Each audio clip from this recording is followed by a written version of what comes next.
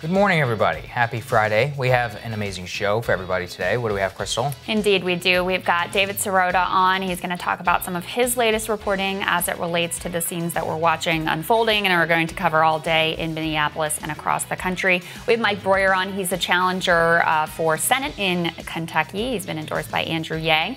And coincidentally, we also have Andrew Yang himself in the show today, so a lot to get to. But we are going to start with these incredible scenes that we've been watching unfold in Minneapolis. So we have a lot of developing things that happened overnight in Minneapolis, which is that protesters, some rioters, the city of Minneapolis decided to tell their police and fire departments to stand down. You can see there that some protesters, rioters, and others set fire to separate police precincts in the city, one of which was closest to the location where George Floyd was murdered by those officers. And then you also can see that that right there was an affordable housing complex which was set to open next year for the poor in Minneapolis. Overall, it's just a highly tenuous situation. And Krystal, I think you and I both know that this was largely sparked because the information that came out from this prosecutor, the county prosecutor who's responsible for bringing these police to justice. Now, he spoke to the press yesterday in a jaw-dropping statement to both of us, essentially saying that there was countervailing evidence that may not merit a criminal charge against these officers who have been fired from the police department. Let's listen to what he said in full. It's a violation of my ethics to talk and evaluate evidence before we announce our charging decision, and I will not do that. I will say this, that video is graphic and horrific and terrible, and no person should do that. But my job in the end is to prove that he violated a criminal statute, and there is other evidence that does not support a criminal charge. We need to wade through all of that evidence and to come through with a meaningful determination, and we are doing that to the best of our ability.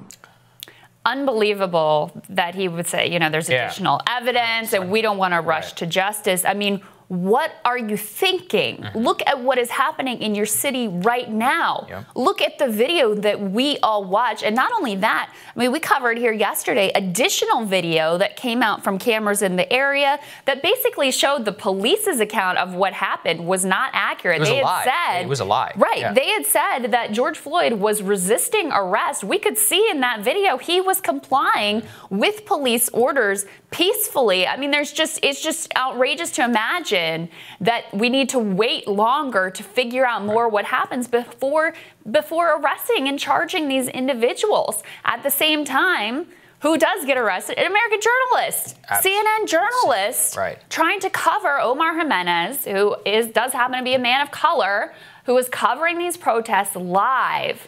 And we watched on CNN as him and his producer and his audio and his camera guy all arrested by the police, being completely respectful, trying to do everything they can to stay within where the police want them to stay. Just absolutely unbelievable. Let's watch that footage right now.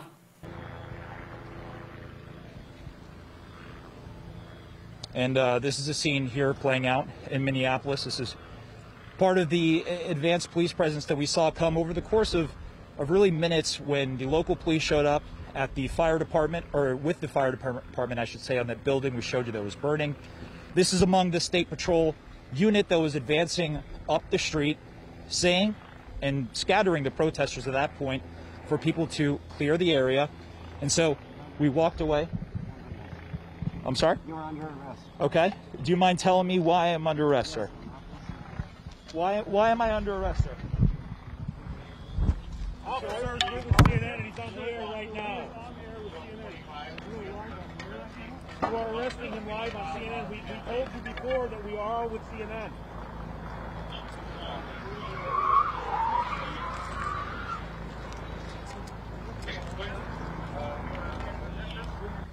I believe we're all about to be arrested. That's our producer.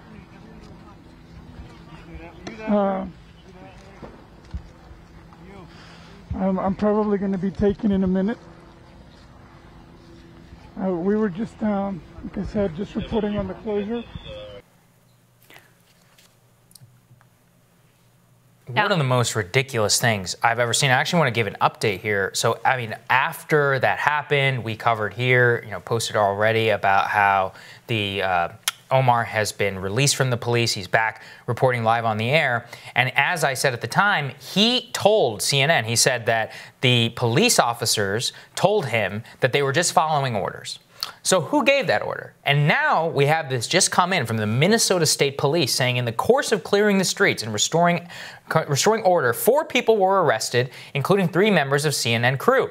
The 3 were released once they were confirmed to be members of the media.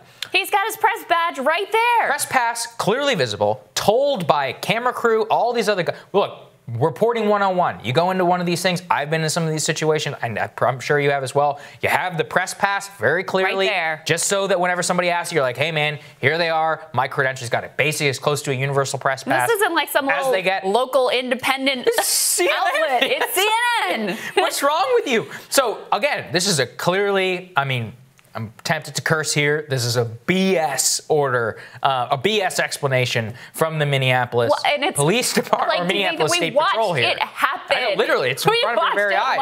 Live, happening live. So that was an unbelievable moment. And look, the greatest scenes of chaos and violence were happening, unfolding on the streets of Minneapolis. That's, of course, where the spark began here with George Floyd and that unbelievable video. But other cities are also protesting right now. We have some footage of that we can show you from, this is Denver. These are protests happening in Denver. We have video from New York City, from Columbus, Ohio as well. And Louisville has been a particular point of conflagration as well. And this is a city I used to live in and love quite a lot, to be honest with you. It's also one of the most segregated cities in all of America. And after the killing, there's been a lot of justified outrage there after the killing of Breonna Taylor. Police burst in, she was sleeping, police burst into her apartment, killed her, trying to serve an arrest warrant on someone completely different. And so it wasn't even her. It wasn't even her, right? And so she was an EMT and killed in that city. And so there's already been tensions there. And that's why we have to look beyond just George Floyd in this immediate moment, which is outrageous enough. But remember Ahmaud Arbery, remember Breonna Taylor, and then George Floyd as well. And in those protests in Louisville last night, we still don't know exactly what happened. 7 people were shot in those protests. Now, they have said that the officers on the scene did not discharge their weapons. We don't know who was firing and why and exactly what went down, but that's another thing that we are very much keeping our eyes upon because this is a powder keg. I mean, that's the reality. Yeah, I mean, shots were fired in Colorado, too, in the Colorado State, State House. So, I mean, it's just, it's a complete powder keg, and people need to get this situation under control. And that is one thing which I just absolutely want to emphasize here, which is that the Minneapolis Police Departments and their fire departments' decision to abdicate their responsibility and let the city burn and let all this makes the situation completely out of control. It inflames tensions all over. And, this is one thing. By the way, getting the situation under control does not mean you need to arrest anybody or shoot anybody or anything. Yeah. There are very clear ways. One of the earliest pieces of writing I ever did was about the Charlotte PD. Was about the way that was handled versus Ferguson, and the way that so many of these police departments, which I am completely against, full up military gear, all these tanks. And all you're sending the message that this is a war, right? And if you send against your own citizens, people are going to act that way. So we need to. This is just a complete call for the way that we reform how police deal with these types of situations. I've been against militarized police from the very beginning, and this is another clear example of. You don't have to abdicate responsibility. There is a way in order to restore order without killing anybody or without, hurting anybody. And that is what should have been done in this particular case, because I am aghast. And look, all it does is inflame tensions in this country. To see police, police precincts burning to the ground, fire departments sitting affordable house. It's Minneapolis. It's a very cold city. I know people who live there. A lot of very poor people we're going to need those houses whenever that happens. And It's such a terrible situation. How this was handled from the very beginning, up, down, sideways, every single way. Well, and then you see, and going back to Omar Jimenez being arrested, like imagine how we'd cover that if that happened in another country. Oh yeah, in Egypt, we're like a condemning totalitarian police state, right? That's how you would think about it, looking at that. And then you have, the president who's basically pouring gasoline on the fire, tweeting about when they start looting, that's when we start shooting. Think about that attitude. You're calling for the military to mow down American citizens. And look, no one here is saying that it's right to set buildings on fire, that it's right, to loot Target and local businesses have been hit too. I don't want to ignore that. And I also don't want to pretend like, like it's some noble position to sit in the comfort of your home or your studio or wherever you are and cheer the destruction of an American city, even as we rightfully understand where this deep, long-seated rage comes from and the spark that ignited this particular moment. But to call for the shooting of looters is really, really an unconscionable moment from an American president, something that I'm not one to norms and guardrails and the language and the children are watching, but that really is an extreme and outrageous statement from a president who honestly up to that moment was handling this pretty well. Yeah, I do. He called for the investigation. Right. He got right on top of it. The DOJ. And exactly right. And, had initially refrained from this type of incendiary language. And, now has gone in the complete opposite direction. Well, that's the thing. That's what I meant whenever we're talking about the Minneapolis police. This is the same thing that they did in the city of Baltimore, 2015. They're like, oh, some people need to destroy stuff in order to feel better. No, that is not how any of this is handled. You do not let your own city burn and be destroyed in order to prove a political point. And that is what the Minneapolis police did, because the moment you start letting the community itself get destroyed, and let's be honest, half these protesters aren't even from the city of Minneapolis. They're opportunists, and a lot of them are probably just bored because they're in lockdown. And so you have that happen, and this is how it is. It has become now a culture war issue.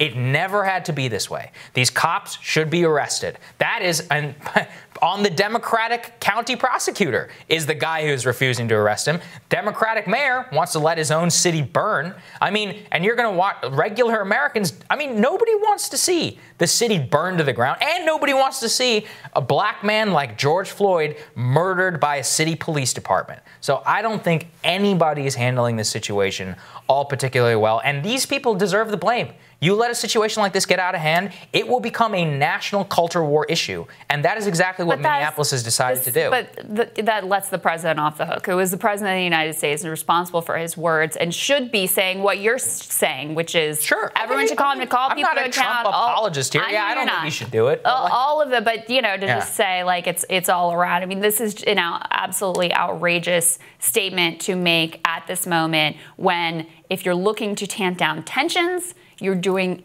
the exact opposite thing.